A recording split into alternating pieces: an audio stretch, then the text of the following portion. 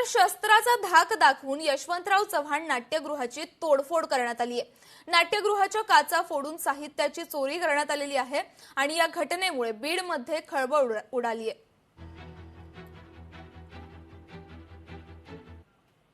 दुपारी तिथं प्रोग्राम होता एक, ते झाल्याच्या नंतर एक सामान आवरावरीचं आमचं चालू होतं।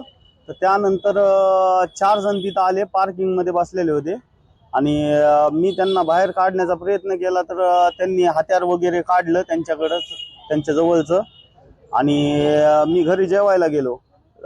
तर नंतर दुसरा जण येणार होता इव्हेंटसाठी की स्टेज वगैरे लावण्यासाठी। मी म्हणलं 1 घंट्यामध्ये जेवण करून वापस येतो।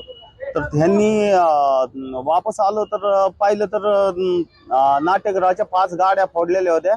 समोरचं गेट वगैरे थोडं लॉक सेफ्टी नाही आहेत त्याचे, तर काचा फोडल्या आणि 2 साऊंड आहेत एक मॉनिटरचे, तर ते 2 साऊंड पण चोरीला गेले आणि मला शिवीगाळ पण केली आहे। जी व्यवस्था आम्हाला इथं आहे ती देखील समजा का नाही केवळ प्रशासनाच्या दुर्लक्षामुळे जर समजा असं होत असेल, असे अभद्र कृत्य होत असेल तर अत्यंत तुम्हाला सांगतो कलाकार म्हणून ही खंत वाटणारी तुम्हाला सांगतो बाब आहे। आम्ही प्रशासनाकडे या बाबतीत निवेदनं दिलेली आहेत आणि निवेदनं देऊन सुद्धा हे निवेदनाला केराच्या टोपल्या भेटल्या जातात। सरळ सरळ ह्या नाट्यगृहाकडे पूर्णतः दुर्लक्ष झालेलं आहे, याच्याकडे कुणीही लक्ष देत नाही। नेत्या पुढाऱ्यांना देखील गोष्टी सांगितल्या जातात, परंतु नाही, जेव्हा निधी येतो तेव्हा निधी आल्याच्या नंतर सगळे टोळकं तुम्हाला सांगतो हे नेत्या पुढाऱ्यांचं जवळ येतं, परंतु या नाट्यगृहाकडे कुणीही लक्ष देत नाही। हे वास्तव आहे आणि हे सत्य आहे। तर दौंडमध्ये कारला दुचाकी घासल्याच्या कारणावरून राडा झालाय। 6 जणांच्या विरोधात या प्रकरणी गुन्हा दाखल करण्यात आलाय। आरोपींना पोलिसांनी ताब्यात घेतलंय।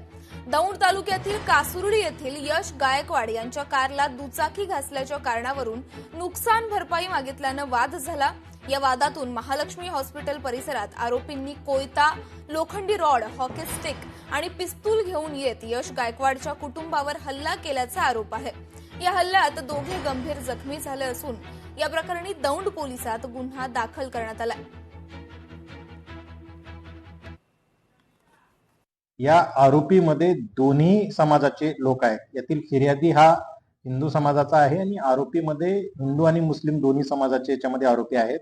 हालाकी याच्यामध्ये हिंदू आणि मुस्लिम असला कुठलाही धार्मिक रंग किंवा अँगल या गुन्ह्याच्या अनुषंगाने नाही आहे। हे त्यांची वैयक्तिक वाहन टकराव झाल्यामुळे हे त्यांच्यामध्ये भांडणे झाली होती, त्याचं पर्यावसान त्याच्या हाणामारीमध्ये झालेलं होतं। या गुन्ह्यामधील 6 आरोपींना अटक करण्यात आलेली असून घटनास्थळावर स्पष्ट स्वरूपामध्ये सीसीटीव्ही फुटेज दिसत आहेत, त्याची इन्व्हॉल्वमेंट दिसत आहे, त्यांच्याकडे कुठले शस्त्र आहेत ते त्याच्यामधून स्पष्ट होणार आहे। काही प्रत्यक्षदर्शी साक्षीदारांचे जबाब नोंदवण्यात येत आहेत आणि त्या अनुषंगाने पुढील तपासाची दिशा यामध्ये स्पष्ट। लोकशाही मराठी ऐका, पहा, जागरूक रहा।